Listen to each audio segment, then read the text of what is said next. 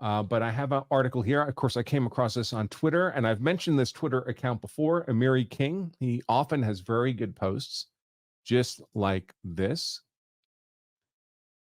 And this is where this first came to my attention. A single mother fatally shot and killed a teenager that was breaking through her 8-year-old daughter's window at 3 a.m. on December 14th.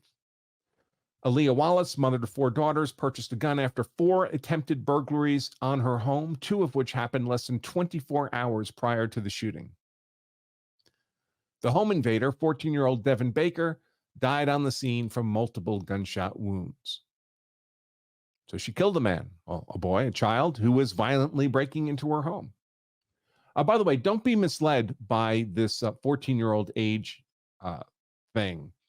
The case of Tamir Rice in Cleveland, Ohio. Tamir was walking around a park pointing an apparent gun in people's faces. They called the police. The police arrived on scene, and Tamir Rice reached for the apparent gun in his waistband, and he was shot and killed by police. He was 13 years old, and he was black. The people he was pointing the gun at in the park were also black. The responding officers were white. Tamir Rice weighed 195 pounds and was within an inch or two of being average height for an adult male in America. So the fact that someone's 13 or 14 or 15, we might instinctively think that, well, that's obviously a child. It would obviously present as a child. Not always the case, folks. Not always the case. And 13, 14, and 15-year-olds kill each other with frequency every weekend in cities like Chicago and other urban centers. Wallace said she had no idea the home invader was 14. All she knew was that someone was entering her daughter's window, and she started shooting out of fear. I would say apprehension, but that's fine. By the way, does self-defense law change if the person who's attacking you or breaching your home is 14 and has the apparent means to cause you deadly harm? Or is obviously, as you're watching, violently breaking into your home, unlawful and forcible entry into a dwelling? Does the law care that person's 14? No. Now she's being evicted because the apartment managers say they have a no-gun policy, even though there are no signs posted and no legislation that says she can't be armed. Well, it's probably just in her lease agreement. No charges have been filed as of yet, but the shooting is expected to be reviewed by a grand jury. I'll come back to that in a moment. Predictably, the teen's mother, this is the burglar, coming through an 8-year-old's window at 3 a.m., the teen's mother said he was a good son that had dreams of starting a clothing line. So when I saw this, I noted that unless there are some bizarre facts here, the coming through, like, for example, if the coming through the window is just fabricated, but if this was genuinely an unlawful and forcible entry into a home, this ought to be a very difficult shooting to prosecute successfully. These home defense scenarios where you're dealing with a forcible, unlawful intruder are very difficult for the defender to screw up. They sometimes still do, of course. They'll do silly things like scare the intruder off and then chase him down the street.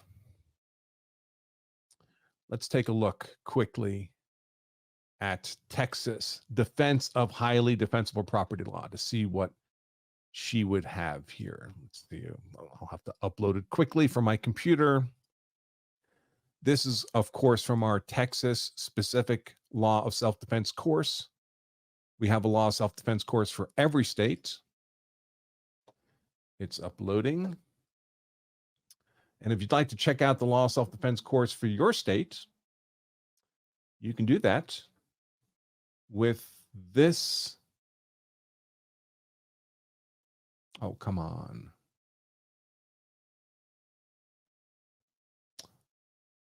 I could swear I ran in this before.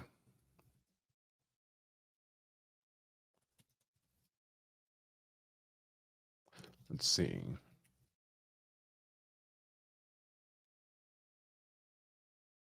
Right there at the bottom of the screen, lawofselfdefense.com/state. We have a state-specific course for each of the 50 states in the U.S. Lawofselfdefense.com/state. So here's the our This slide I'm about to share, these slides are drawn from our Texas specific course. Let's see. Now, of course, Texas is the only state that does have provision to allow for the use of deadly force, even in defense of merely personal property, least defensible property. That's statute 9.42. You can read that yourself if you like at lawofselfdefense.com/942, Texas Penal Code 9.2. I'm not going to go through all that here because in this scenario, we're talking, of course, about highly defensible property.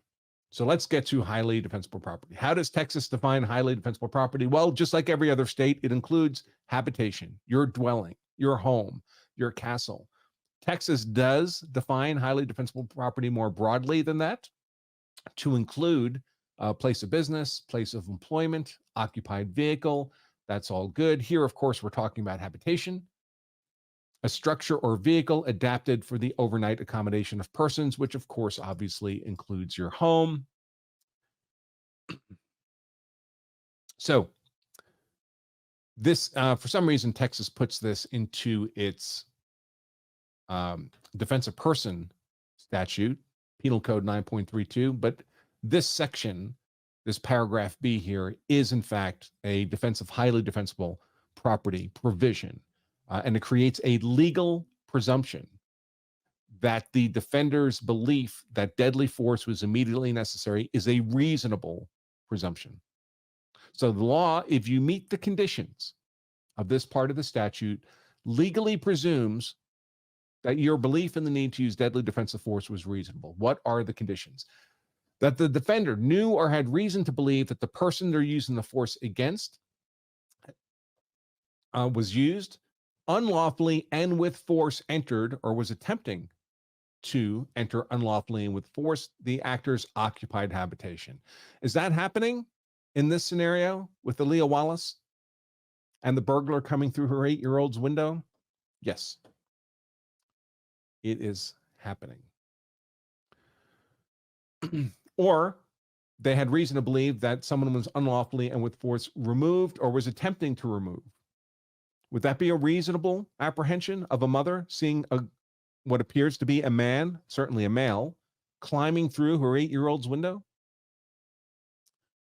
Yes. So, or to prevent the others, aggravated kidnapping, murder, sexual assault. Would sexual assault be a reasonable apprehension of a mother watching a dude at 3 a.m. climbing through her 8-year-old's window? Yes. And then there are exclusions to this legal presumption, none of which would seem to apply here, that the mother here did not provoke the confrontation, for example, and so forth. But this would put, all of this puts Aaliyah Wallace in a very defensible position.